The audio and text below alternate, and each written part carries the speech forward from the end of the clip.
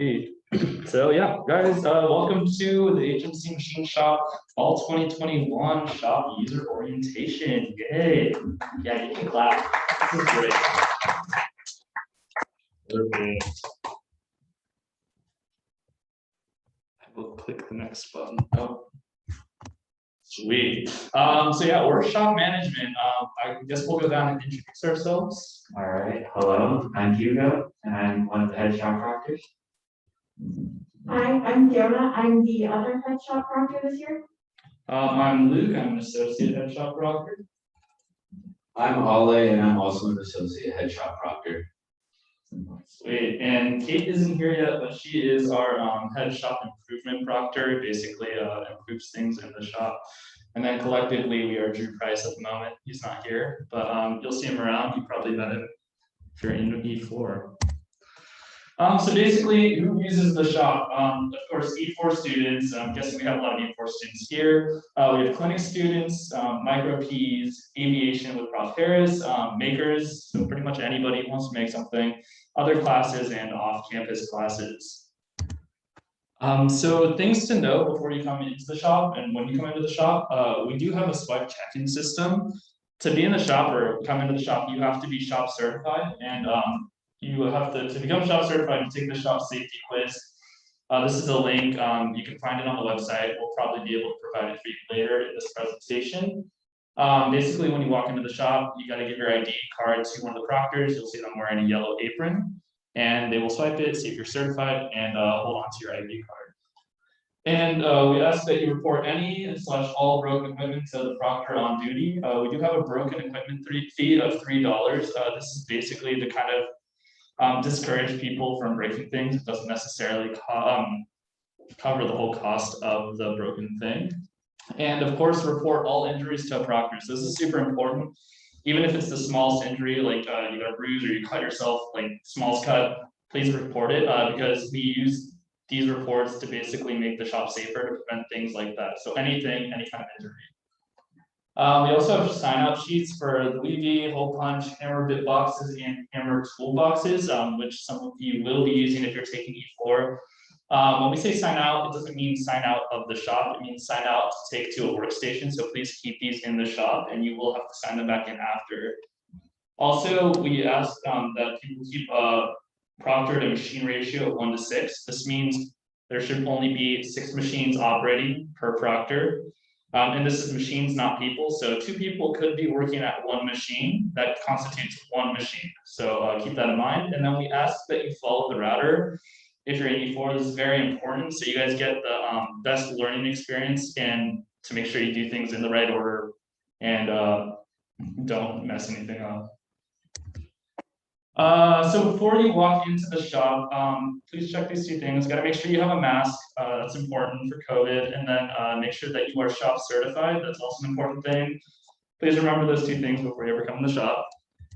And here's a COVID entrance list. So before you start any machine, or before you start the machine, sanitize and wash your hands. We got hand sanitizer at the front of the shop. Check out all the tools you'll need, and then go to an open machine, and then sanitize the tools and workstation. Sweet. And then COVID exit checklist. So when you're done machining, it's really, really important that you clean up your tools and workstation. You know, it's a privilege to have a student-run machine shop, and we want to respect it and keep that privilege. And please clean up your things because the proctors are here to teach, not to clean up after you. Also check in tools, so kind of how we went over the things you can check out. Please check those back in so we can make sure they're all in place. And then of course, sanitize and or wash your hands at the end.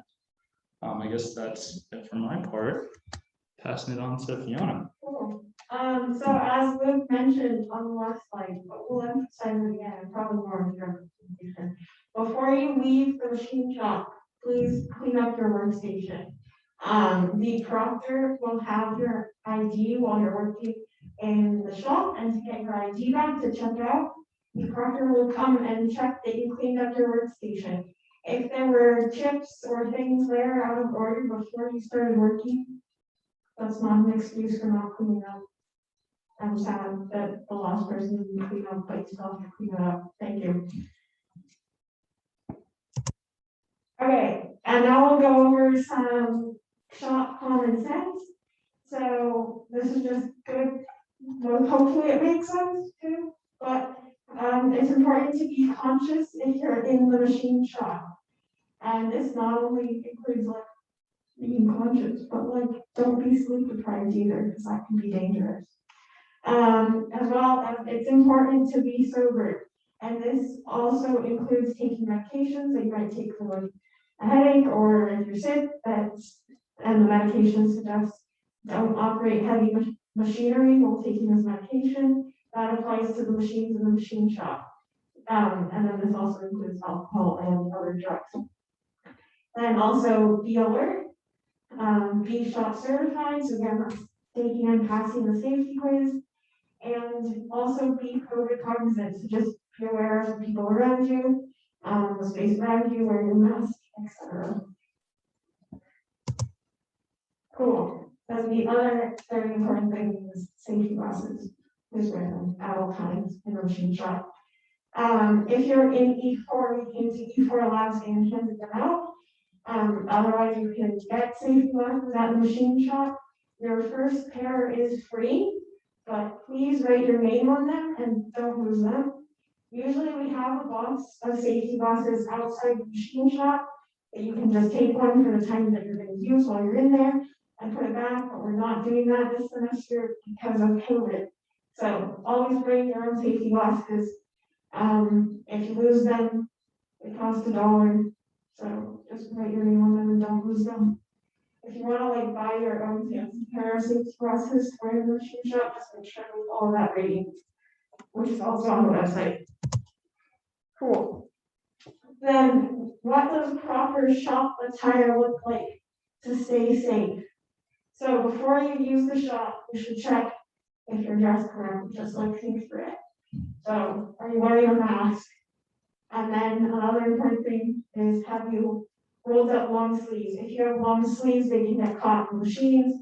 So if you're wearing them, just roll them up, push them up, so they stay up while you're machining and working in the shop.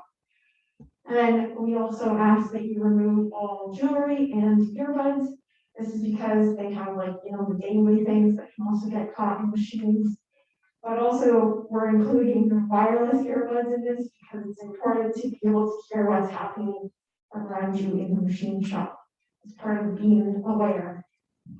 And then also wear closed-toe shoes so you don't like get your feet injured. Crocs or other shoes with large holes do not count as closed-toe shoes. And then if you have, if you have long hair, please have it tied back, pulled back, because again, it's another hanging thing that could get caught in the machine. So basically, if your hair is long enough to be tied back, please tie it back. And if it's extra long and still long in the ponytail, maybe consider like putting it in a bun or something. And then those like springy things on hoodies, hoodie dangleys. If you're wearing a hoodie, please either don't wear the hoodie or tuck the hoodie dangleys like inside so that they're not hanging out, so that they don't get caught in a machine.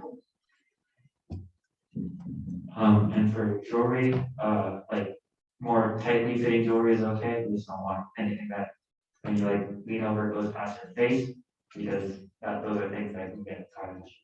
So like really like tighter bracelets, rings and stuff like that.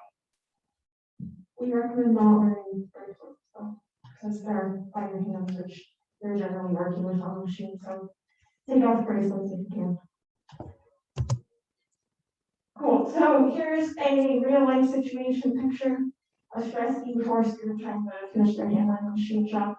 But there are several things wrong with what this person it looks like going into the machine shop. So just call things out or put them in the chat what this person is doing incorrectly. Good job. Earbuds. Yeah.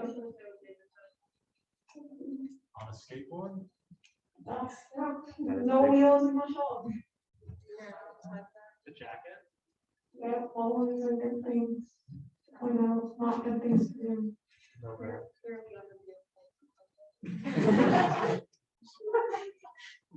No mask? Yes. we've never gotten that under these rules before. Reverend, any favorite chat? Nope. Lack of empathy. So, yeah, I got most of it, but here's the thing, like, they're not wearing a mask, you should also add a mask, it's like. They have long sleeves, they have earrings, flip flops, and have wheels. Dresses are allowed in the shop, but if it's extremely like flowy, we just ask that you try to like tie it back with ponytail or something. Dresses and skirts, you can wear, but it's probably not the best decision. That's not wearing safety glasses, and they're pretty danglies, yes. All right. So we want to be really clear about this because it is a really important safety note. Gloves are not allowed around rotating machines, and so rotating machines are lathes, mills, drill presses, those kinds of things. So anything with things that move really fast or spin, gloves are really bad because if your glove gets near it and it gets caught, then the glove gets pulled off your hand, and your hand doesn't like that, and none of the skin on your hand will like that. And so just to be clear, we're also including nitrile gloves, COVID gloves, things like that, just so there's no ambiguity.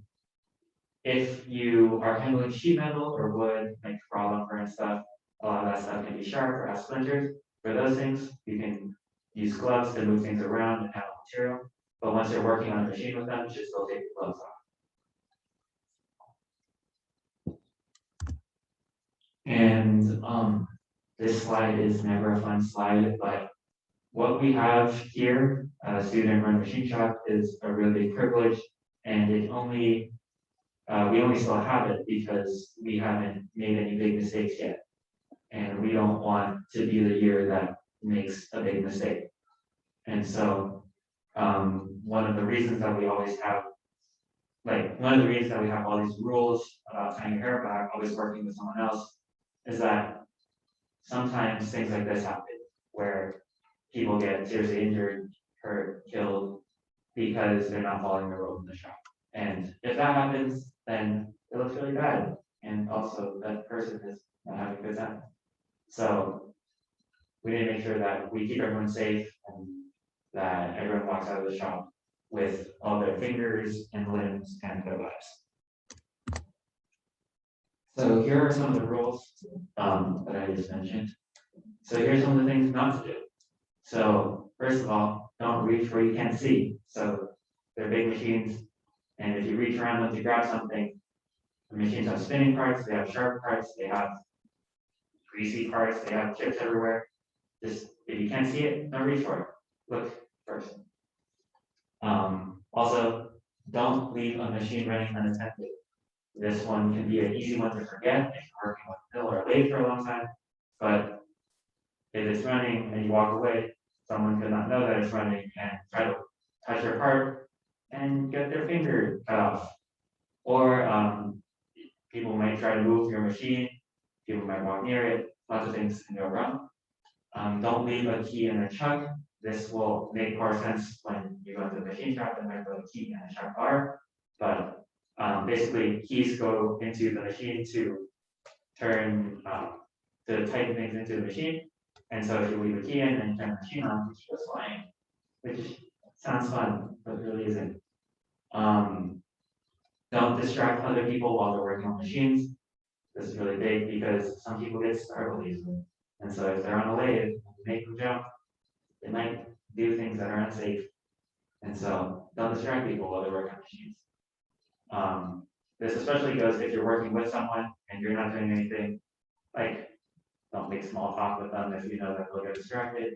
Don't surprise them. Don't suddenly stick stuff in their direction. And conversely, don't be distracted while you're working on a machine. So try to be focused, try to be, as Fiona said earlier, be awake, be alert, and don't work on a machine while you're talking and looking elsewhere, and do other stuff. And here's a list of things that you should do in the shop. So you should think ahead. This is big because when you're machining things and you don't know what you're doing, you're going to have a lot of time fumbling around trying to figure out what to do next. So always know what you're going to do and plan ahead so that you can machine your part properly. Next, you want to pay attention. So, don't be distracted. You want to pay attention to the people around you, and you want to pay attention to the part that you're doing, to the operation that you're doing in your part. And as you spend more time in the shop, you'll figure out what things look right and sound right, and what things don't look right and don't sound right. And so if something sounds really weird, if you hear like screeching sounds or really loud grinding sounds or snapping, tell the rock on duty and stop your machine if you feel like you can do that safely.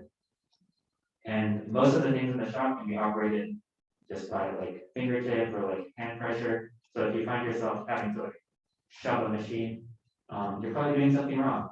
So ask the proctor. Same for any machine that you haven't used before. Make sure you ask the proctor. Talk to somebody who knows what you're doing first. Next, work with and respect the proctor on duty, because proctors are here to keep people safe. And that's you and everyone else that's in the shop time. And so the proctor does have the authority to ask you to leave the shop, to ask you to stop doing something. And so we ask that you just respect that. Proctors are all students and they've been through what you've been through as well. And they know the rules probably better than you do at this point. Someday you can be a proctor too. Next, be respectful of others and the equipment. This is a student-run shop, and we don't have custodians that come through and take care of everything. And if we need to replenish stuff, we do it out of the budget, which is kind of limited at the moment. And so we ask that you're respectful of all the equipment in the shop as well as everyone else around you. We want the shop to be safe, and we also want it to be a safe space where people can come in and work and do their thing without feeling like there's dangerous stuff around them or that like other people are judging them what they're doing. Lastly, follow all safety rules and protocols always. And that goes for all the rules in the shop because all the rules are there for a reason.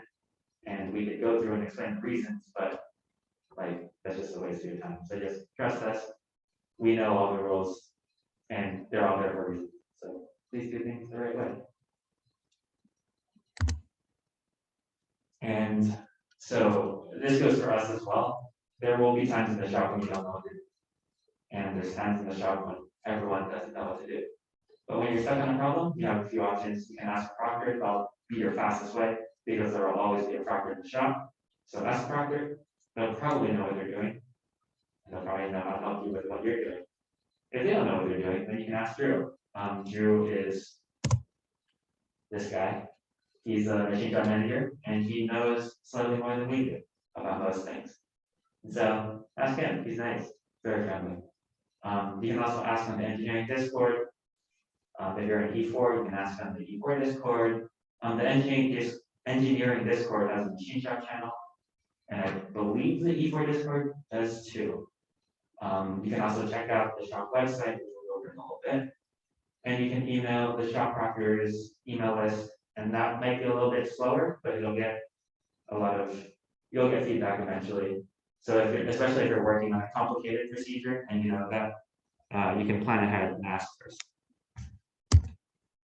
So I don't know if any of y'all have seen the old shop website, but the new one's a lot better.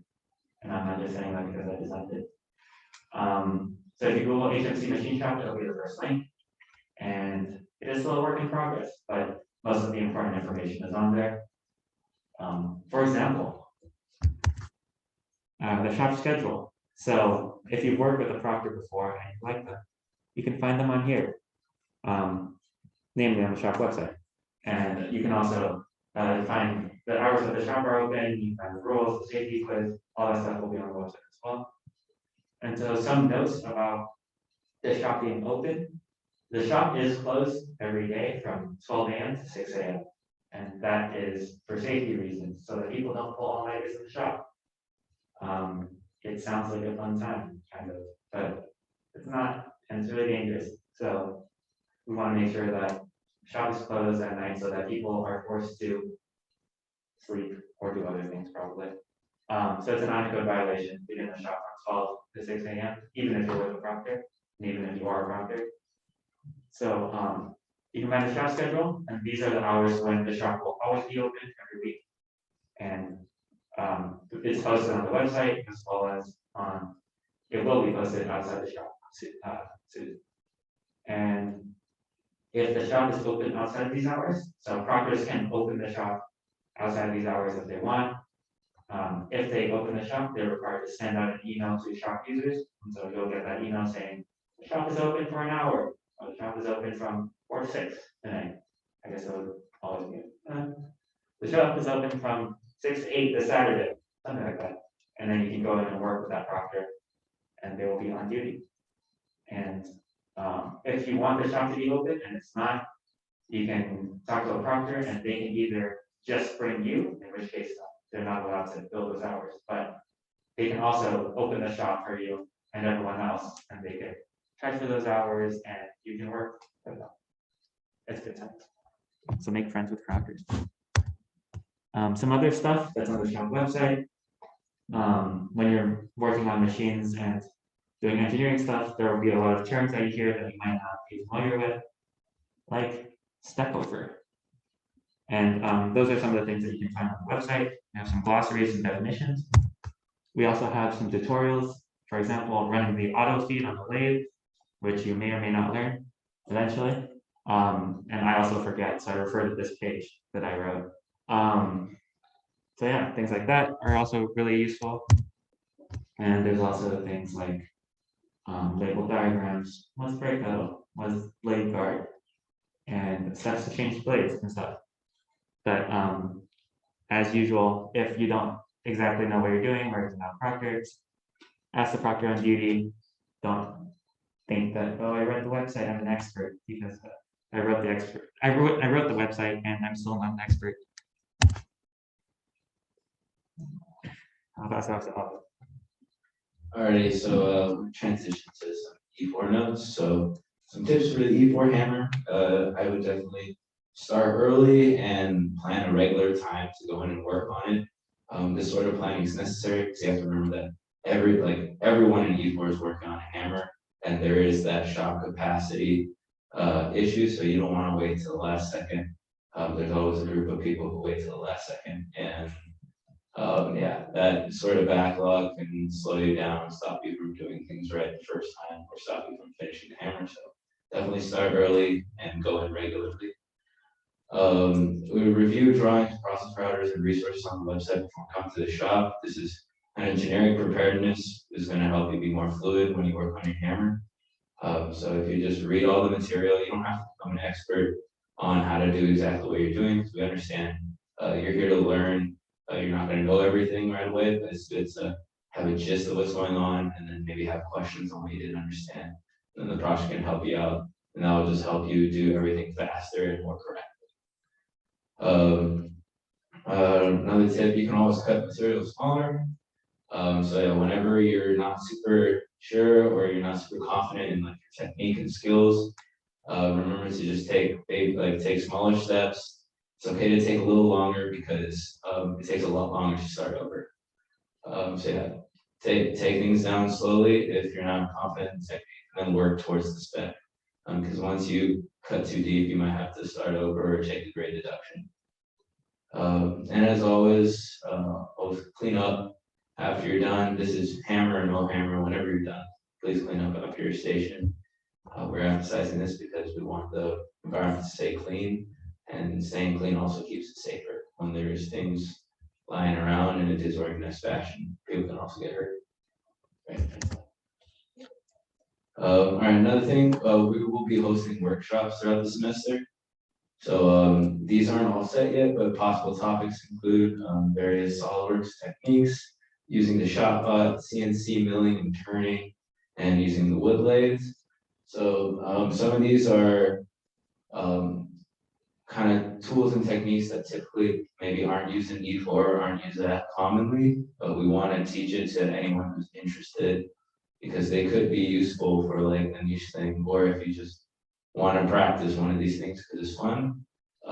These workshops are something to keep an eye out for. We have one quick, okay, we have we have one more slide, and then this question. Sweet. All right. So yeah, we want to encourage you to come in, not just do assignments for class or for clinic or whatever, but also just come in and make whatever you want to make for yourself. So here's some examples. We got some cups that were turned on wood leg. Skateboards are very popular, custom or like some traditional ones. And you don't have to make things that are functional, like you can make artsy stuff too. The possibilities are really endless. We'd love to see you come in and make something we've never seen before, or just make some stuff for yourself just to use. I know there's the makerspace has some budget stuff for personal projects. We don't have one set up yet, right? So we're trying to get that, but we don't have a budget for that yet. But a lot of these things, like the machine shop has some common stock available, so you can use that in moderation. Please don't use too much, otherwise we'll run out, and then we won't be able to provide it anymore. Yeah, the makerspace fund is good for just kind of getting you started, because yeah, we understand that material can be expensive, and we don't want that to be a deterrent to pursuing something fun. Any questions? Right here. Yeah.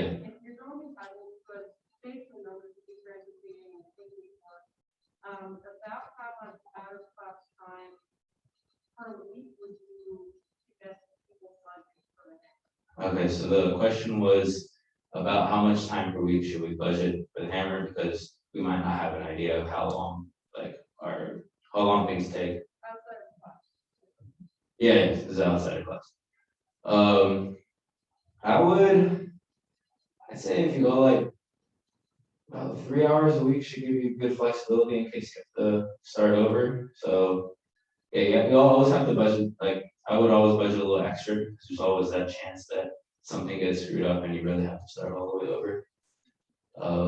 Yeah, like 3 hours a weekish, and there's like sections in the router, so you can also kind of see how much, like they take similar amounts of time, so you can see like how much physically you've done, and then kind of map it out based on that. There's no hard rule. And for E4, if you're working on the hammer, as well as for the ocarina, there will be scheduled sign-up slots during the first week where you sign up to work with a proctor in groups of, I believe, 2.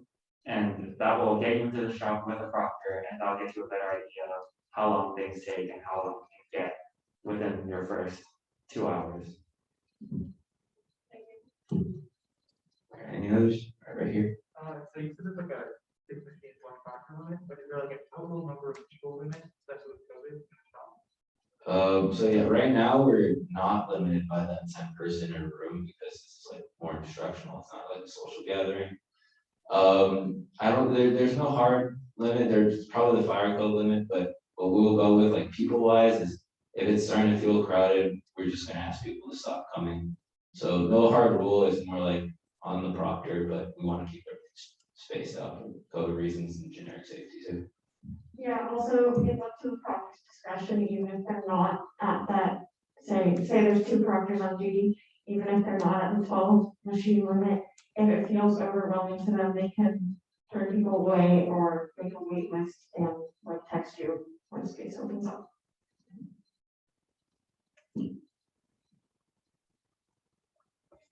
Checking the chat. Yeah, while you do that, I'll add on to that. Usually people go into the shop to use the same machines, which are the mill and the lathe. Those are going to be like, I'd say probably like 60 to 70% of people that go in there are there to use those machines specifically. And so usually the limit is how many mills and lathes are open, rather than how many people are actually in the shop at a time. No questions in the chat? No, it looks great. All right. So that wraps up our presentation. We can get to the fun part. All right, so we're gonna do the shop tour next. We'll have a virtual group, and then let's try to split this evenly amongst the 4 of us. And yeah, let's get going. If you have safety glasses, bring them. And as long as no machines aren't running in the shop, we can go in without. Otherwise, we'll have to watch from outside. Who wants to do the virtual? One of you want to do the virtual? I want to do it again.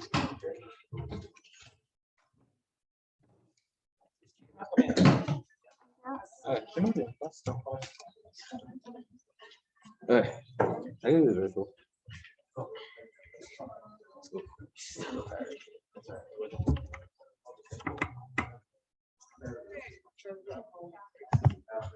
Oh, she forgot this. I got the virtual. All right, so hello to everyone on Zoom. Alessandra is going to be taking over the virtual tour. And I am going to mute.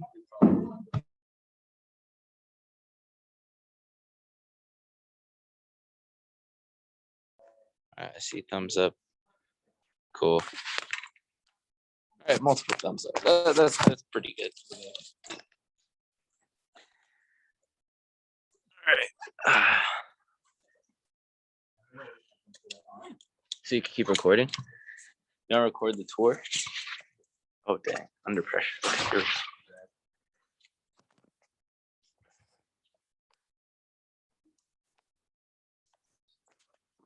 All right, let's make our way to the shop. Got my safety glasses.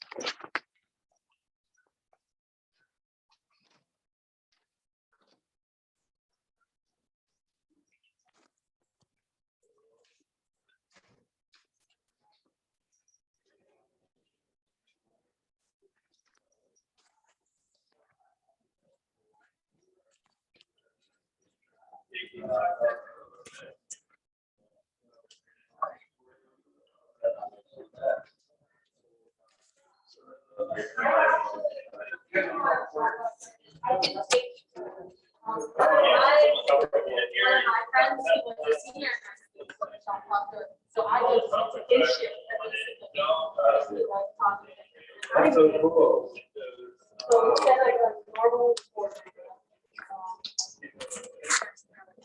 Hey, excuse me.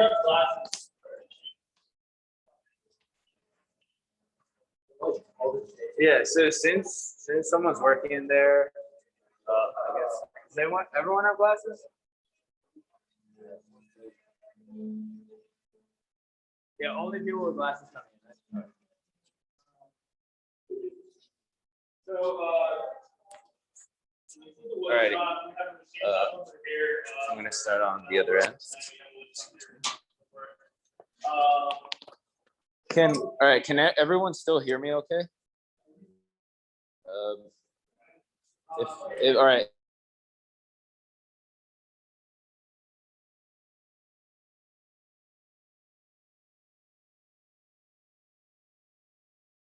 This off. Oh no.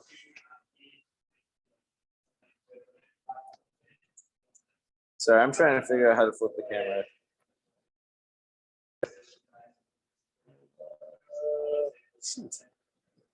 Found it. All right, here we go.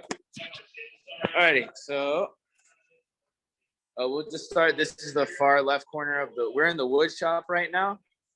So this tool right here is a wood lathe. You take stalks of wood of various proportions. The lathe spins that wood. You put your cutting tool.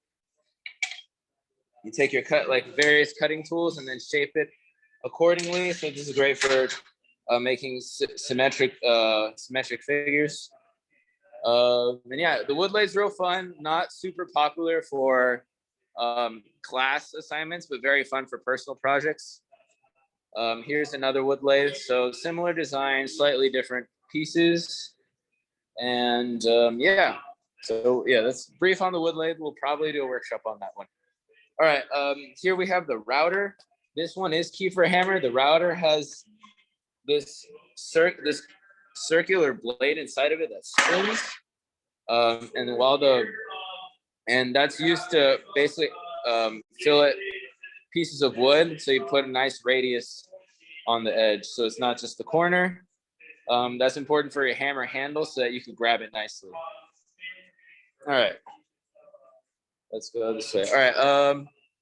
We're still working on some of the storage pieces of business, but right here we have some stock. So if there's no name on it and you want to claim it, you could write your name and contact on it.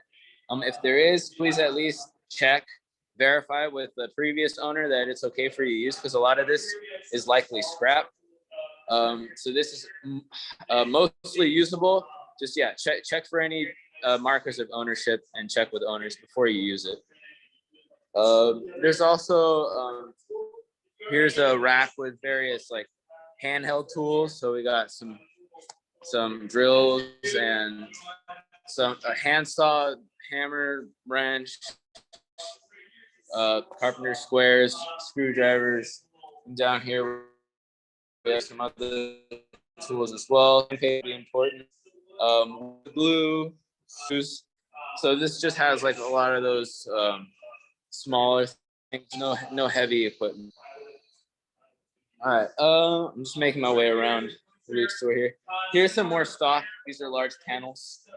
Not much more to talk about here other than the rules kind of apply the same as this stock over here.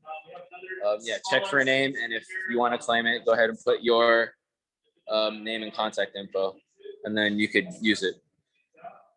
Here's one. There's several shop vacs. So here's one of them. So you can move this around to clean up your station wherever you work. So just know, remember, after you work at any station, remember to clean up and look for these lying around. If none are available, like you ask the proctor where they are, or kind of look at who's using them. And from there, we'll move to the planer. This takes material off of planks of wood to make it thinner and nice and flat. A quick note on the planer: all the chips kind of spurt out of here. So for this tool, you could take your shop vac and just attach it at the end there. It'll save you a lot of cleanup and save us a lot of cleanup too, because it goes everywhere. All right. Here we have the jigsaw. This is good for making slightly more custom cuts on thin pieces of wood. This right here is a jointer. This is good for truing boards, just cutting those perfect right angles. All right, now next I'm going to move on to the vertical bandsaws. The vertical bandsaws. This one is broken at the moment, but these are good for making quick, rough cuts. These cuts can curve a little bit, and note that these cuts will never be perfectly straight. So if you want to be super precise, straightness, vertical bandsaw is probably not for you, but you're making something that doesn't require too much precision, then a vertical bandsaw is a great tool. And there are multiple blades that you can put on this. So if you ever need to change the blade out to cut a different material, just ask a shop proctor and they can do that for you. Do not change them yourself. All right, just moving on. There's two sanders here. One's vertical belt, the other's cylindrical sander. These are good for taking material off wood at it's higher pace than hand sanding, but it's not quite as aggressive as, for example, using a vertical bandsaw. So this will be good for, especially on the E4 hammer, kind of finishing off the shape of the handle.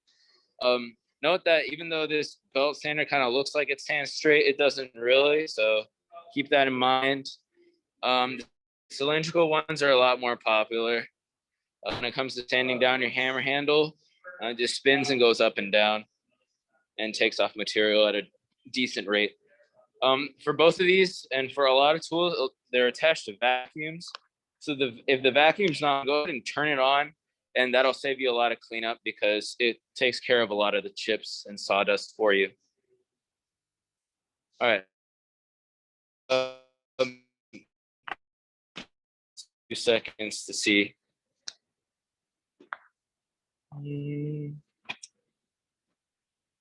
All right, well, feel free to pop into the chat anytime. All right, here, this is the ShopBot. So this is like a automated router, and it can make custom cuts that you kind of draw up in software. You can see here, there's some fancy shapes that you typically can't do like on the more, I don't know, lower tech, like vertical bandsaw sanding. You can't make cuts like this. So if you need something cut fast and precisely out of wood, ShopBot's great for that, but it involves a little more technical knowledge, so it could be an investment on the front end, but once you know how to do that really well, you can cut out some nice shapes really efficiently, and it saves a lot of time. All right, here we go. This is the miter saw, good for cutting kind of long, thin pieces of stock. When they get real long, we have these rests here, or you could also have a partner lightly hold the bottom of it. And the miter saw, you just kind of gradually bring it down, makes quick cuts. You can make these cuts at angles as well.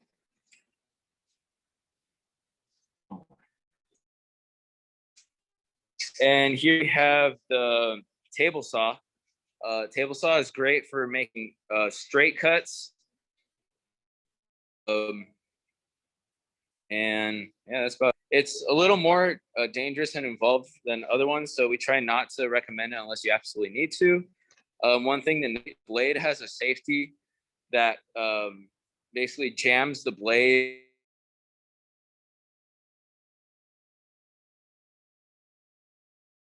Keeping your hands safe, but please don't test it out, because every time that's activated, we lose a blade. For example, here, a student tried to cut through mirror. Mirror is conductive, so you can see that's the blade stop. It just digs right into the saw and then ruins that it just ruins it. So if you're not sure if your material is conductive, ask a proctor. And if you do need to cut conductive materials, you also have to consult the proctor before we turn off those safeties. All right, let's move out of the wood shop.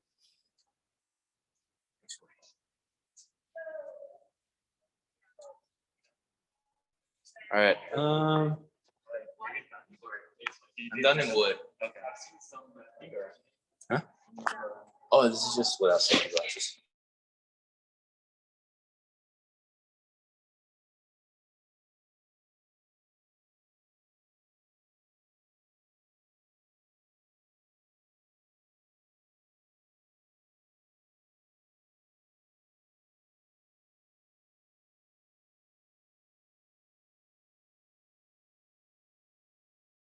Wearing these nice yellow aprons. What? So start over.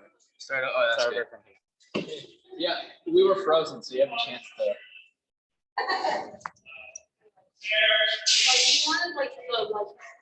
You're still pointing at the ground. Yeah. Keep them up. Give them motion sickness.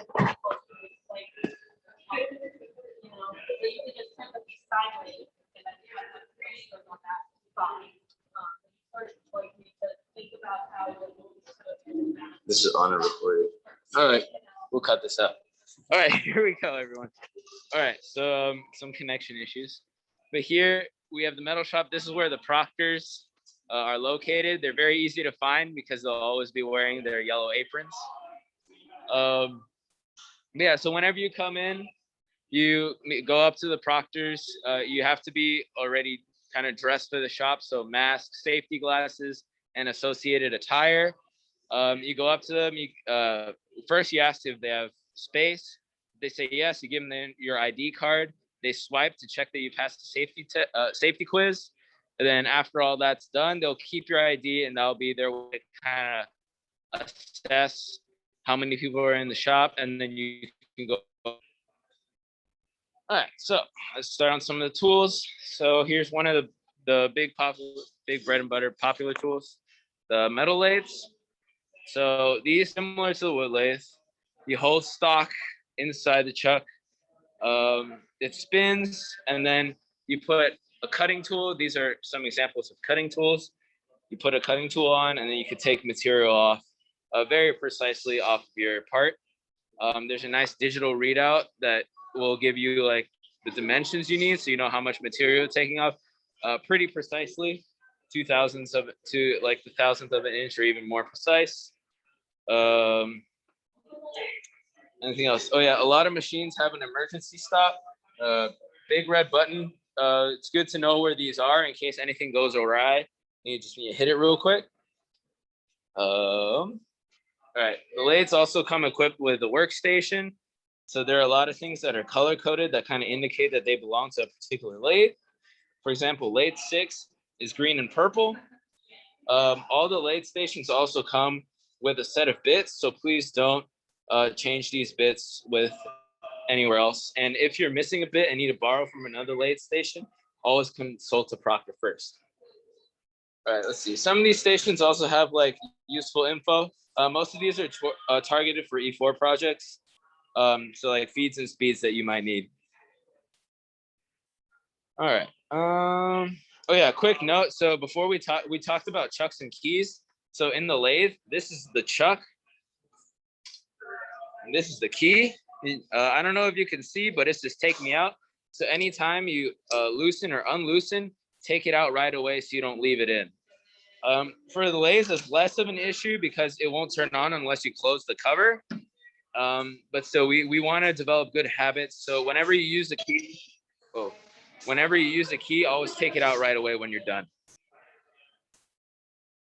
All right, so there are a lot of lathes.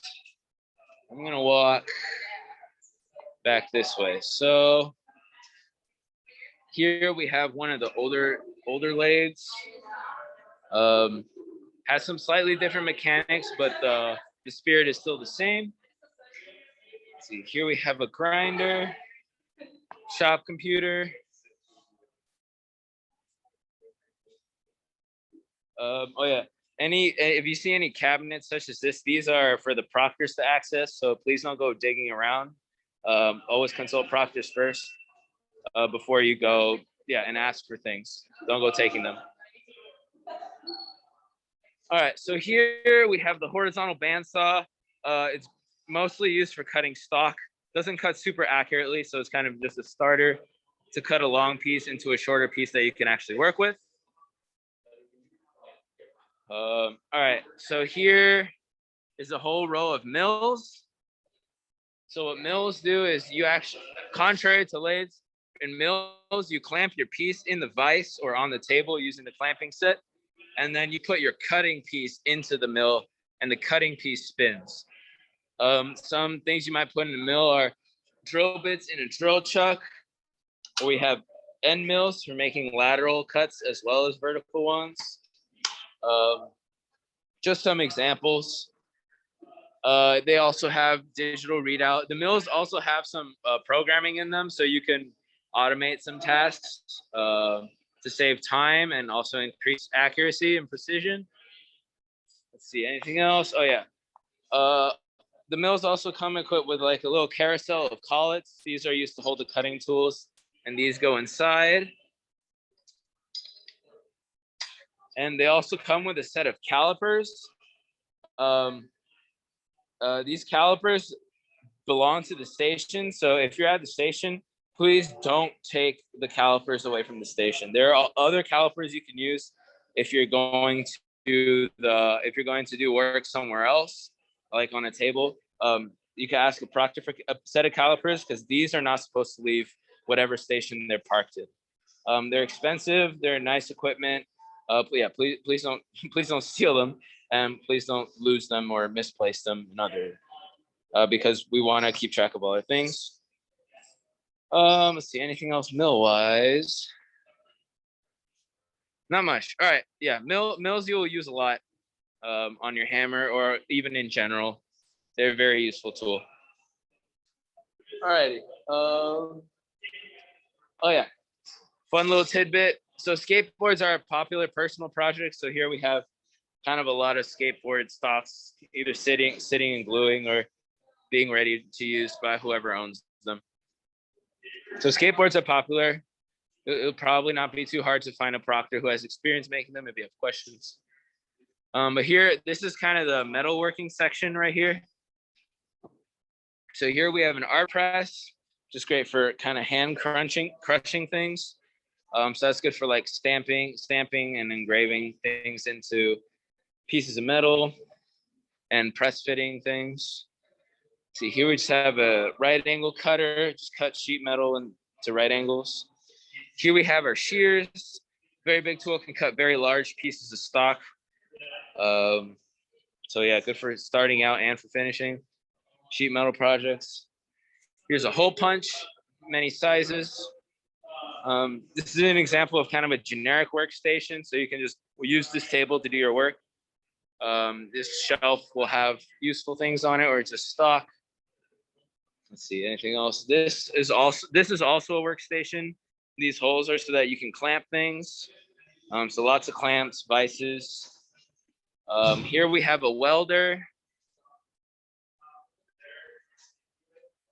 And here we have a spot welder and also just sheet metal bender. So these will be good for if you ever do any sheet metal projects. All right, this is the CNC lathe. So it's a little fancier than these lathes in that you can program them to do automated cuts. So it's very useful for custom shapes that require a lot of technique that might be hard to do. So you just let the computer do it for you. Yeah, the CNC lathe is very fun. Can be a little intimidating, but definitely worth learning. All right, and here we have the ovens. All right, this part about the ovens is pretty important for E4 students. So doing any oven work is pretty time consuming. So because of that, we have this sign-in form posted here. So that's just basically a link to a Google Sheet that keeps track of the schedule so that you can see when other people are going to use the oven and for what. And because of that, you might be able to coordinate with others and try to do the same process at the same time in order to be more efficient. Also remember, since ovening is a long process, you have to allocate enough time to start so that the shop is still open when you come back. So don't start anything at for example, 9 p.m. Don't do a 3-hour thing at 9 p.m. because the proctor won't let you do it because the shop closes at 12. So if the proctor can't stay longer, you're out of luck there. So make sure you plan ahead. Always remember that anything coming out of an oven is hot. Yeah, be cautious of burns. And yeah, be respectful of people's time. Don't just stick something in the oven. If you're coming in to oven something, you should know what the schedule looks like and have already signed up. All right, here's another tool, sandblaster. It's good for, it's still sanding just without paper. You have a sand gun instead, so it's a little more fun. Good for it will be used for your hammer hard face, for example. Smooth things down, take off the rough edges. Let's see. All right, one more note, and I'll open it up for questions again. So many stations have an air gun attached to them. The air can be used to blow away chips off your part and stuff like that. Be very conservative about using air to blow chips though, because you don't want to be for example, you wouldn't want to blow chips off this table because you'll just push them somewhere else. Chips are sharp. Chips can be hot. That can be dangerous. Yeah, but whenever you use anything loud, especially the air gun, always announce it to the people in the shop, because loud noises can startle people and that can cause mistakes in your work or worse, safety issues where you could get hurt because you jumped or you were startled. So here, I'll give you an example. If I'm about to use it, I'll shout air and I'll turn it on. And that's about it. All right, now here's another shot back. And yeah, that is the shop, everyone. So any last minute questions? Is everyone still there?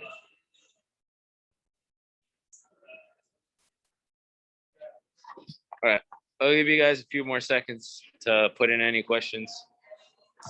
I don't think. Let's see. Yeah, nothing in the chat. All right. So, okay.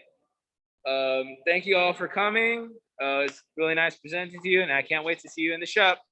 All right. Have a good one.